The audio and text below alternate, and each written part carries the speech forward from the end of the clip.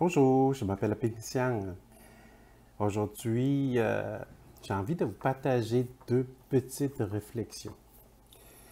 Et la première, on utilisé le temps. Tout le monde a utilisé le temps. Omniprésent le temps. Malgré, on ne sait pas trop qu'est-ce que c'est le temps encore. Mais on utilise. Je vais vous proposer de remplacer le mot le temps par une autre chose que vous allez essayer. Vous savez que le temps, c'est une mesure pour notre quotidien, pour la durée. Enfin, notre vie est construite par le temps. Une vie de 80 ans, une vie de 100 ans. Donc, le temps, il peut mesurer la durée d'une vie. Mais là-dedans, il y a un petit piège. Le temps, c'est infini. Le temps, il représente une notion infinie, cyclique, infinie,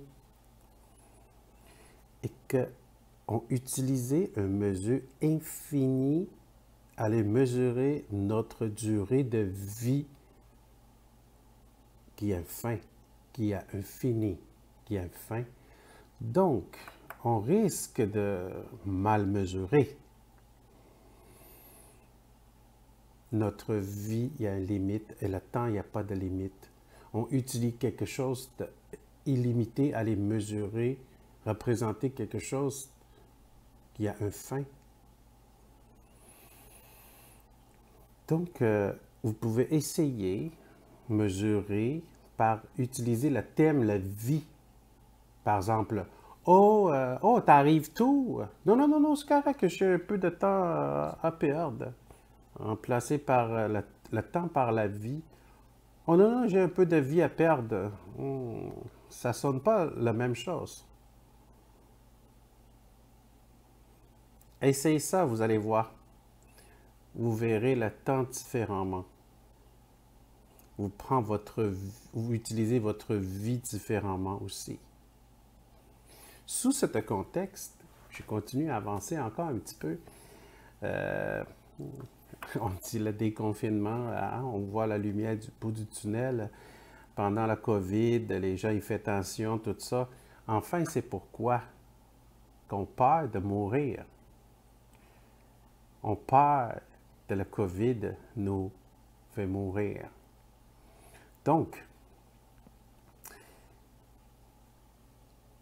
bientôt, la famille peut unir, les amis peuvent rencontrer, et qu'on l'intention de reprendre la vie, hein?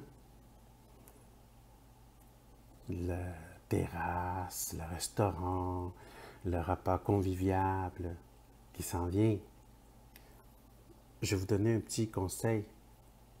Ça fait longtemps que vous n'avez pas vu. Des fois, dire, ah, on est content de se retrouver survie de la COVID. D'accord.